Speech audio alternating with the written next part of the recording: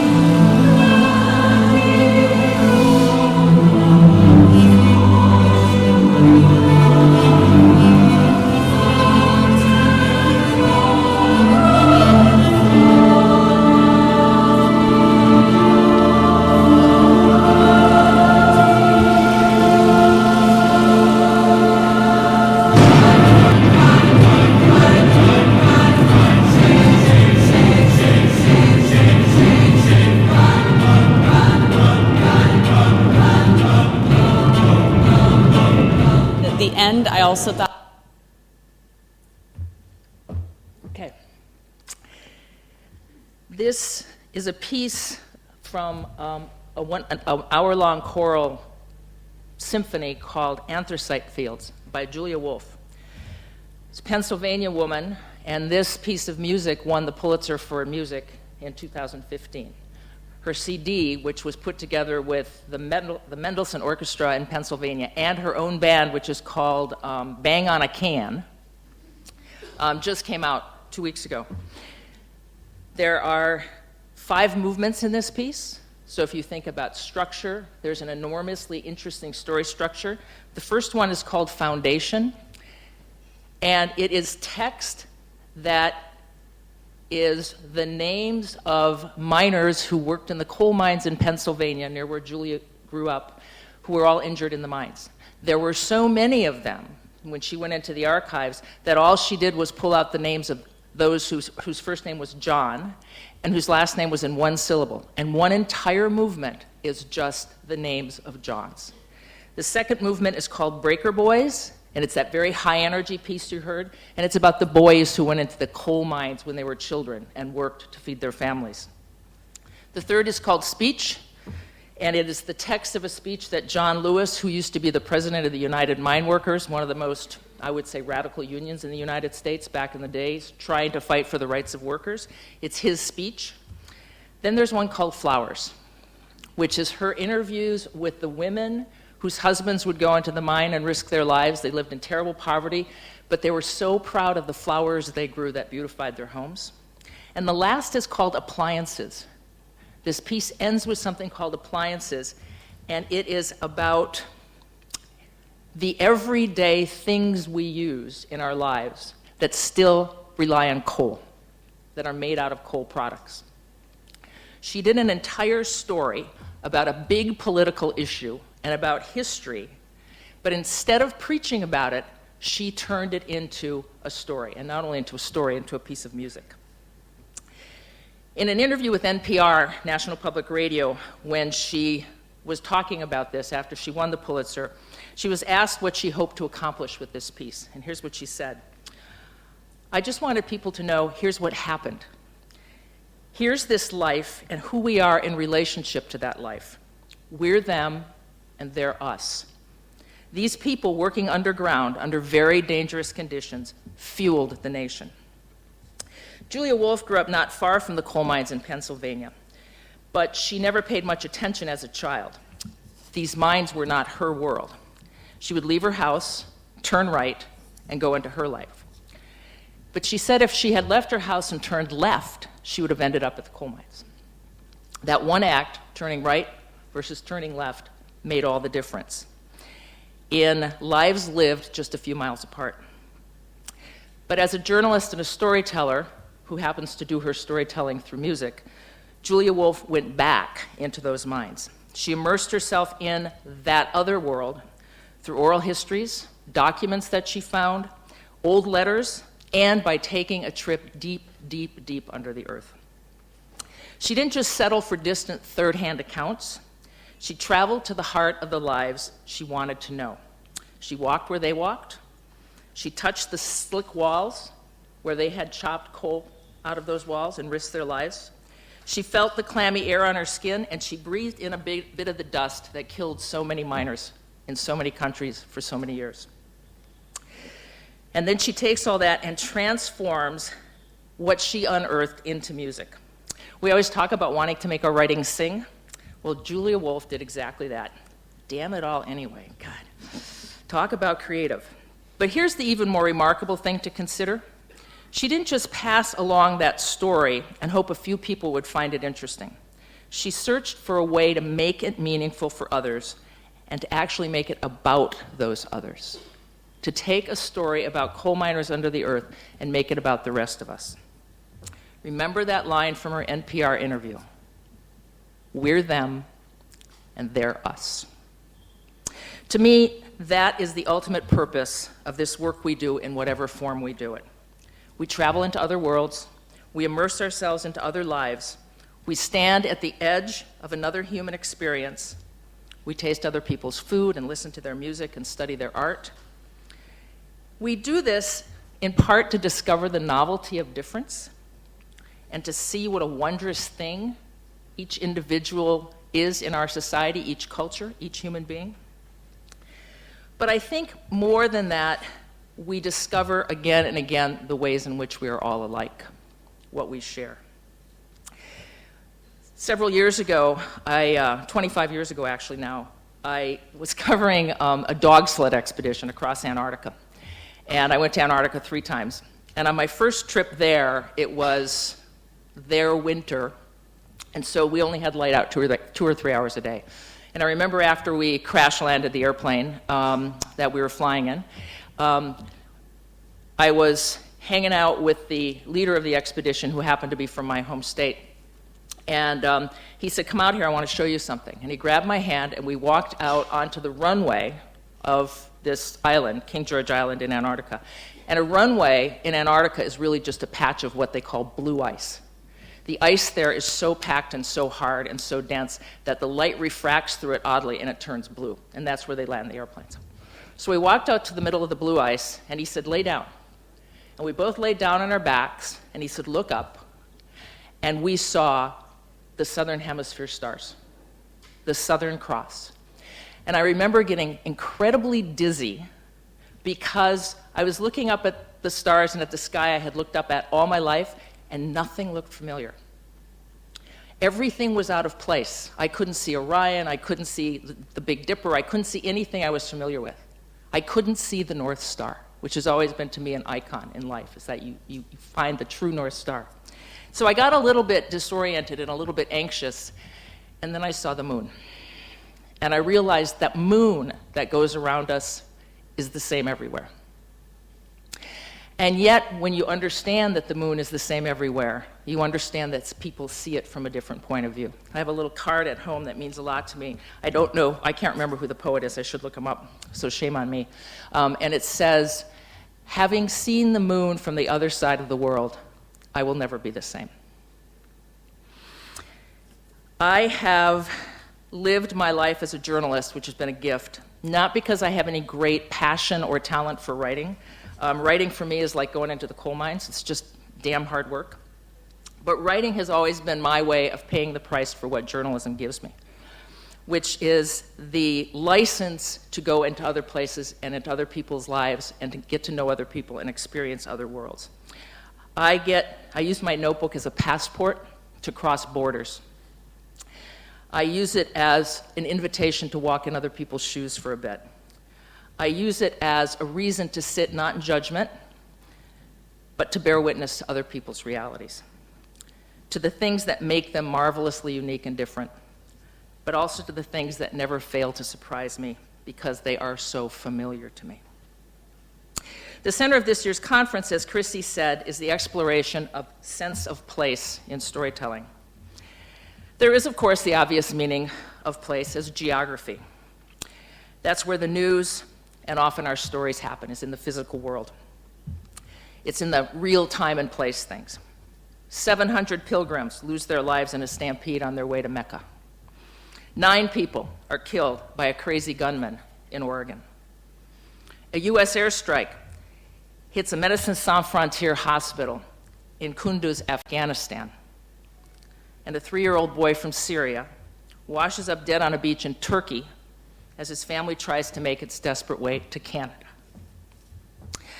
Considered that way, geography is the thing politically that becomes the borders between us, that divides us and makes us different and causes us to point fingers and say, we're right, you're wrong. But I like to think of place as so much more than geography. And as geography, not so much as a place on the map, but as a state of mind, and at an even deeper level, a state of the soul. Mike Paterini might consider it metaphysical, but I've never understood metaphysics. I understand the heart and the soul more than I do the bigger pictures in the universe. And considered that way, geography, to me, or place, is the greatest asset that we have as storytellers who want to go beyond the dateline to try to understand not just what happened, but why. To capture the moments of human spirit and togetherness that we share. Indeed, place then becomes the very essence of story. Friends of mine who are literature people told me once that there are only 2 storylines in all of human history. Literally only 2 story arcs. One is a stranger comes to town, and the other is a man takes a journey. Pretty interesting, right? It's about place. And there's a character, but that character is moving through place. Now, I, of course, being the contrarian that I am, said, well, wait a minute, what about boy meets girl, boy falls in love with girl, boy loses girl? And my friend looks at me and he says, well, that's a stranger comes to town and a man takes a journey. It's like, okay, busted. What I'm trying to get at here, and what I strive for in the kind of journalism that I think has a chance of approaching the artistic level of literature and poetry and music, and approaching the small t truths in the world. I have issues with big T truth because everybody has a different one. But here's the small t truth. Actually, here's the big T truth. I can't ever be another person. I simply can't. None of you can. But I can stand for a while in somebody else's place, or at least I can get close to it and try to understand it, and try to see their reality through their eyes and their experience, and get past my own sense of myopic truth, my own American narrative, which is the one I was born with. It's the place I come from and the place that shaped me. But it's not the only truth in the world, and stories have taught me that. I've been lucky enough to go to all 7 continents in my career, including 3 times to Antarctica and 3 plane crashes in Antarctica. That's another story for another time after a lot of wine. Some of my travels and experiences are archived in stories and in clips of mine. More of them are on postcards and letters I wrote back home to family and friends. My friend Becky and I have been writing handwritten letters to each other now for 50 years. Fortunately, she's kept all of them. A lot of them are just tucked in boxes and tossed away somewhere. More recently, my wanderings in the world are kept in little stories I try to write on Facebook. I try to do when I travel overseas, I try to do a little mini narrative every day on Facebook. It's a really interesting way to teach yourself how to write about place and to build a story into place. But mostly as I was thinking of talking to you about place, a few of the stories that I went back and looked at stood out for me. They surprised me with how often they connect to the concept of home. And I'm not sure why. I'm still thinking about that because it was sort of a revelation to me. I recently read somewhere that somebody said that the most powerful force in humanity is not love, but it's the desire for home. And maybe that's because home is where we find our safety, it's where we're who we are, it's where we try to protect the people we love. I'm not sure. It's an interesting concept, though. So even though I also believe that all reporting is foreign reporting, and I mean all reporting. If I go to Romania, I'm in a foreign country. If I go next door to sit with my neighbor who is on her second child and teaches special ed at a school and is trying to figure out how to move in a house big enough for her kids, that's also a foreign country for me because that's not my life. So what I've learned by reporting in other places has helped me report better back home because I recognize that I need to always do what you do when you're a foreign reporter, which is translate, listen, hear, experience, and not judge. I'm going to share a few of these stories, just little snippets of them, and some of the things that I've learned most. These are the stories that sort of stood out for me when I was looking through my stuff and looking at place. My first ever trip outside of North America was in 1985 to Sudan. The big African famine, the Ethiopian sub-Saharan famine was going on. It was the first big televised famine in history. Nasty, nasty affair, millions of people affected. And refugees were swarming over the border from Ethiopia and Eritrea and Oromo into Sudan. And photographer Jean Pierre and I from the St. Paul Pioneer Press were sent there to cover the famine. So we were on the border in the refugee camps in Sudan. And the big package we published eventually started with the scene of a mother collapsed in a dirt path, ripping at her clothes and keening in despair, as her 10-year-old daughter was being buried in a rocky hillside down the way. Her 3-year-old son had died a week earlier, and her only surviving child, a 6-year-old son, was now also sick with measles, which was the largest killer of children during that famine. At the time, what struck me was that the mother wasn't allowed into the makeshift cemetery at the refugee camp. When I asked why, a relief worker talked to me and said they wouldn't let the women into the cemetery to grieve because there are so many dead and there are still the living to think of. So they literally wouldn't let the women go to grieve at their children's side. I find myself thinking about all the people who won't move from the place where their children died because they want to be there. That becomes home for them in an odd way. That seemed to me like a story of place and of other. But 10 years later, I was back in my home village in Wisconsin. My oldest brother had been killed by a distracted teenage driver. My brother was 47, he had 3 kids who were all in college, and he and his wife were just about to start their life as empty nesters anew. They were very excited. But now here we were, after we had shipped his body home from Texas, where he was killed, back to my parents' little village to bury him in the home cemetery. I grew up in a very small house, and it was crowded with people because the whole family came home for this. And I was staying with a cousin, and one morning about 6:30, the phone rang, and it was my father. He and I have always had a difficult relationship, and he was calling me, and he says, "You have to come home right now." So I went home, didn't know what was going on, and he said, "You need to take care of your mother." My sister-in-law, my brother's widow, was in the back bedroom of the house, sobbing into a pillow, so grief-stricken she couldn't stand up. We had a little talk. And I said, "Where's my mother?" And my sister-in-law was just so distraught. And she and my mother apparently had a little bit of a fight, probably more than a little bit of fight. So I went outside to the back garage, which my father had built for his wood shop, and I found my mother in there by herself, also screaming into a pillow, unable to stand up. My mother was not someone prone to emotion. She was a very strong, largely Danish woman who just was tough. And yet here she was, keening in despair because she had lost a child. The life of that woman suddenly, that I remembered slumped on that dirt path in an African refugee camp, suddenly didn't seem to be about another. It was about women who lose their children and the shared grief that they feel. The lesson I learned from that is, yes, we must marvel at what is different and be open to it, but I think we mostly need to marvel at what we share and look for it.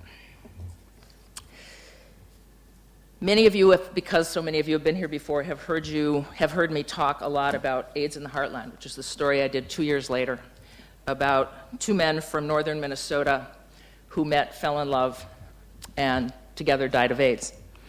I need to do a little bit of shout out because some of you who know that story pretty well have also heard me talk about the nieces and nephews of Dick Hansen, the primary character in AIDS in the Heartland, and how their mother was so fearful of the AIDS virus at the time that she wouldn't let the children have contact with their uncle anymore. And how their father, the children's father, came out to the farmhouse one time with the kids in the car so they could say goodbye to their uncle, or truly he could say goodbye to them because they were very young, one last time. And I mentioned that years later I got a letter from a young woman named Jolene Hansen, who was in that car at the time as a little girl. And she reached out to me because she was now an adult. She had found the story, and she said, I wanted to thank you and I want to know the rest of the story. Well, Jolene is here today. And I want Jolene to say hi to everybody.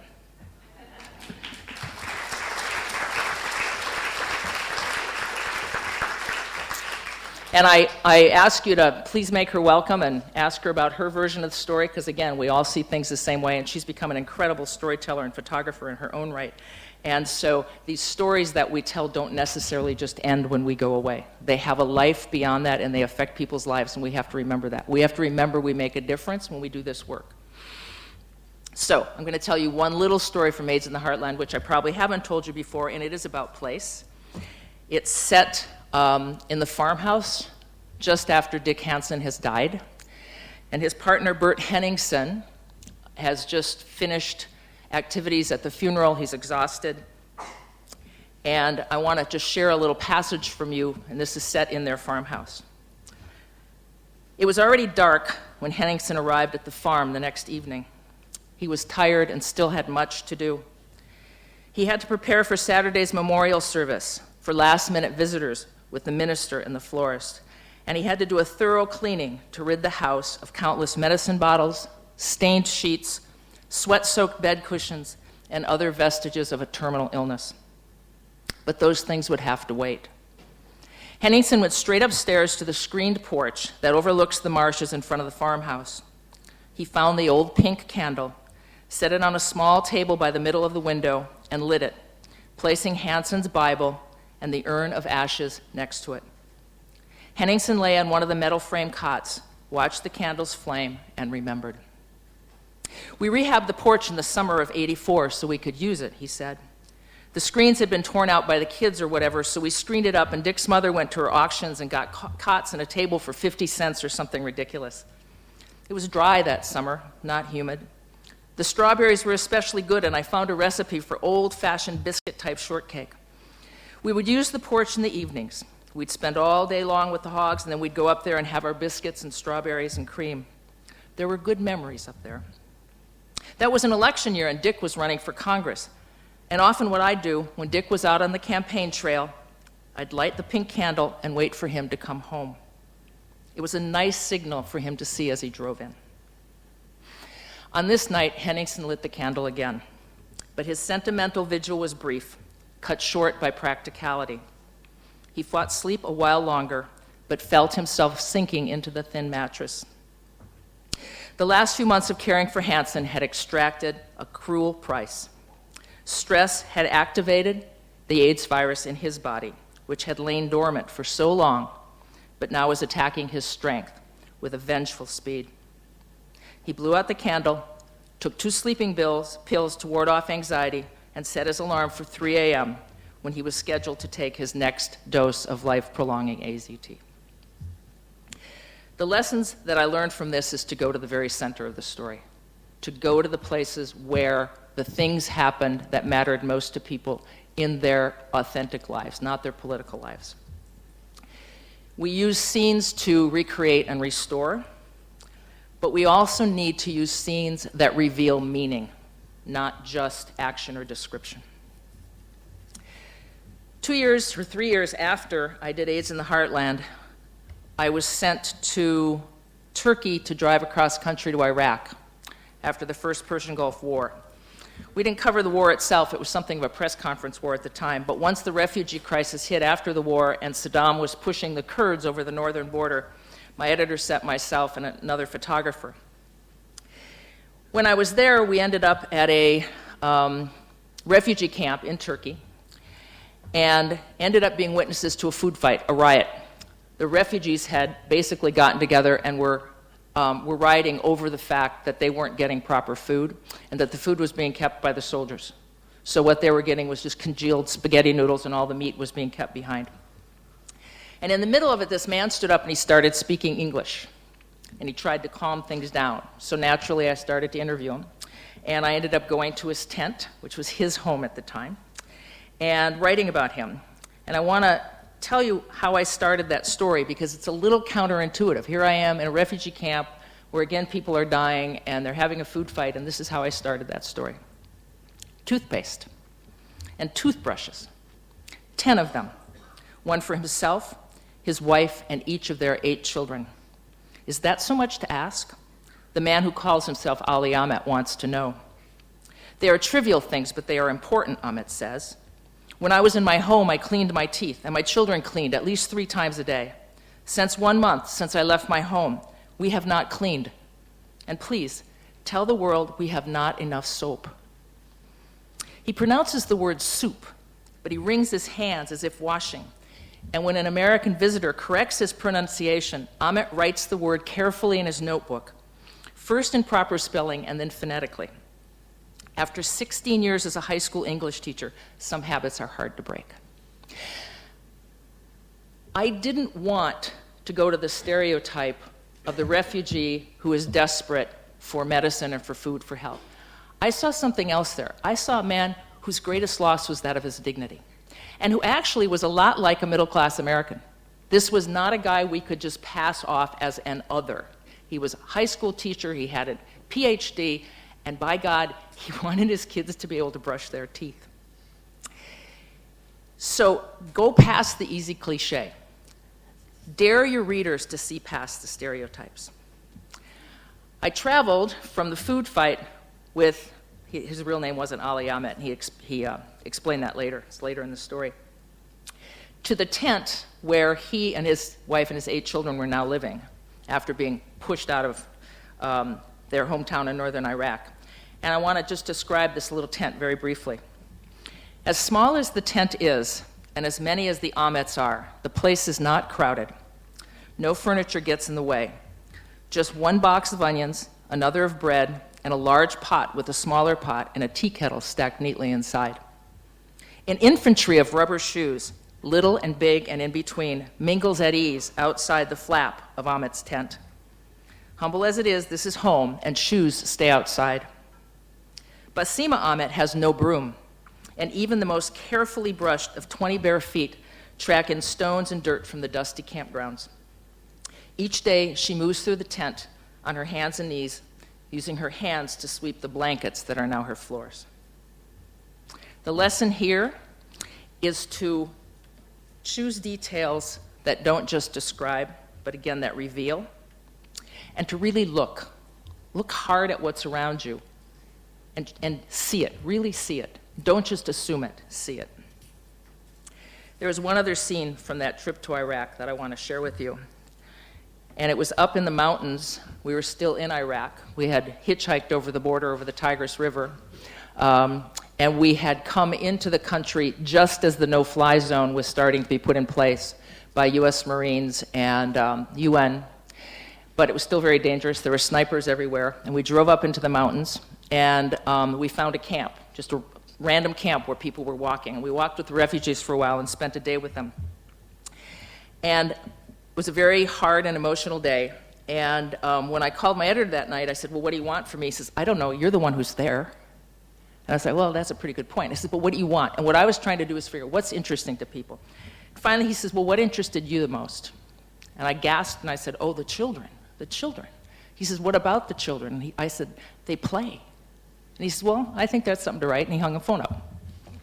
So I sat down on a crate in a post office where I had bribed the people to let me into the post office, let me use a phone, and I wrote a story about coming into this camp and seeing the children. And I want to read part of that to you, my opening, and then I want to tell you how I closed it because of the interesting juxtaposition. The first toy to be built was a swing. Brazen boys hoarded the tent ropes left behind by a family that had moved on, further into the flatlands of Turkey in hopes for better food, or back to Iraq to take their chances, and found a high, sturdy branch from which to swing. Others charmed rubber gloves from the nurses.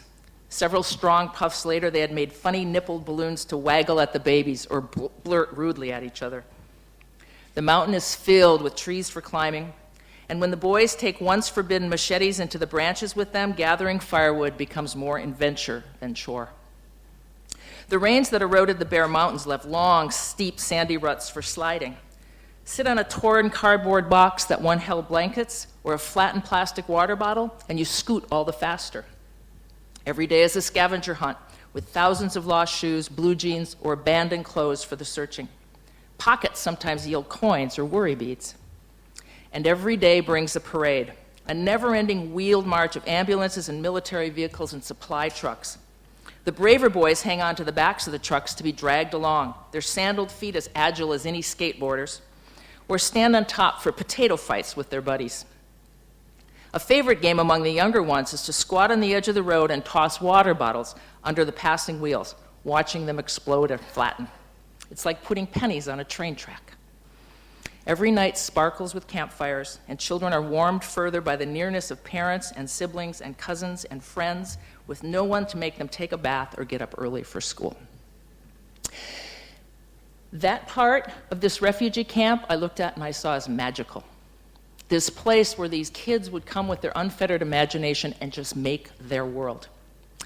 And then I moved through the rest of the camp, and I talked to the relief workers who were there about the damage this does psychologically to children and what was necessary to keep them healthy. And we walked further, and we talked to people about where they were getting food and where they planned to go, and we talked to some of the military people trying to secure the zone, and then we walked into the hospital, which was basically a straw hut, and there were 8 pallets on the floor. And I met a nurse, Dutch nurse, named Willebroord Gaverde, and I had him give me a tour of the hospital, 1 pallet at a time. And when we went around, and all of the patients in the hospital were babies. They were children. And we went around, and he introduced me to each one and to their mother, who was sitting there with them, and he told me about their condition. And I wrote about each one very briefly. This young kid has meningitis. This kid has measles. This kid is so dehydrated, when you pinch his skin, it doesn't go back. Went round and round and round until we get to this scene. He faces the 7th pallet in silence. This is Gaverde, the nurse. Nashan Gorges is 6 months old. He weighs 9 pounds. He has pneumonia, diarrhea, and advanced malnutrition. When Gaverde pinches the infant's shrunken stomach, the parchment skin stays wrinkled, failing to bounce back with healthy baby fat. He is bundled in blankets, socks, and a cap, but even so, his temperature stays 2 degrees below normal. Gaverde finishes his rounds and gets up abruptly. What are this baby's chances? None, he says. And if your heart is not yet broken, Gaverde pauses only briefly to glance at the 8th and last pallet on the plastic-covered floor. 30 minutes earlier, it had cradled a 3-month-old, Karan Skikoi. Now it is empty. The child's mother wrapped her dead son in a blanket and carried him to the graveyard just as Gaverde was beginning his rounds.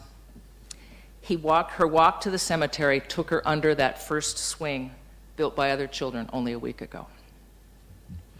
The lesson here be aware. Pay acute attention and notice everything. Use metaphor as ways to make people relatable and the humans they are. Let people laugh, even in the places where there doesn't seem to be any reason for joy. And always, always try to see through fresh eyes and through the eyes of another. Try to see life through the eyes that you're writing about, not through your own. When we finally got further into Iraq, we ended up in another hospital in Zako. It had been taken over, it had been left abandoned by Saddam's army for months and months and months, and now some Canadian doctors were securing it. When they first arrived, they found blood and feces coating the floors where patients had slept, and 6 corpses rotting in a room. There were 300 people out in a courtyard waiting to get in. There was one room that they had cleaned up, and in it were about 20 patients with everything from cholera to typhus to pneumonia. And in the corner, there was a bed with a young woman in it, and next to it an isolette with a brand new baby in it, 1 day old. And I sat down and, through a translator, tried to talk to her, and then this happened. She tried to give me her child. She was 17 years old. There were no painkillers yet, no morphine in the hospital. They had to deliver the baby through a C-section. And she was in such pain that when they put the baby on her chest to nurse, she couldn't stand it. She didn't know whether she could go home. She didn't know what her future was. And like most parents, she wanted better. And she literally tried to give me her child. The baby had already been named. She was called Zosan. Now, it might seem easy to shrug this off as just a moment in a journalist's life, but I was in my late 30s at the time. I had always wanted a child, and circumstances never sent one my way.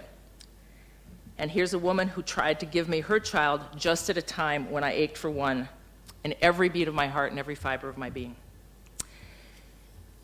I didn't take the child, of course, but I ended up, when I wrote an essay about this and was trying to figure out what this whole experience in the war meant to me, I wrote this. My questions about Saddam's war are more personal and carry the uncomfortable reality of lifetimes, because lifetimes, with all their uncertainties, are what the survivors will face tomorrow when today's saviors leave. I did not accept the young woman's astonishing gift of her daughter. I did not even dare to hold the child and dream about the future, hers and mine. I held the mother's limp hand instead and resisted the urge to take further advantage of a homeless, traumatized people by washing my own desires in the bright name of deliverance. It was not my place to decide that my life, with its material comforts and physical security, would be better than hers, with a house filled with relatives and a strong sense of religion. And yet I can't help but wonder. It is America's curse and glory to believe it can save the world. It is mine as an American to wonder if I could have saved one tiny but perfect part of it. For me now, this war will always be named Zosan, and I will always wonder how it came out. So, a 3-year-old boy from Syria washes up dead on a beach in Turkey as his family makes a desperate attempt to get to Canada. That's geography. But interestingly, as much as Zosan's reality stayed with me, the death of that little Syrian boy shattered geography for a moment. It made the numbing numbers of refugees coming over the border into family and home and search for security. It made it not political anymore, but human. Like the stories of Bert lighting a pink candle as he waited for Dick to come home, of children building playgrounds in a war zone, of mothers pitched in grief in a dirt path or a back garage, of a beautiful, beautiful infant named Zosan who was born into one war and now, if she has survived, would be 24 and perhaps trying to protect her own children from harm in another war or get them to a new place where they could create a new sense of home. That's what stories can do. They can remind us that the political is the human, and that, as Julia Wolf said, we're them and they're us. Thank you.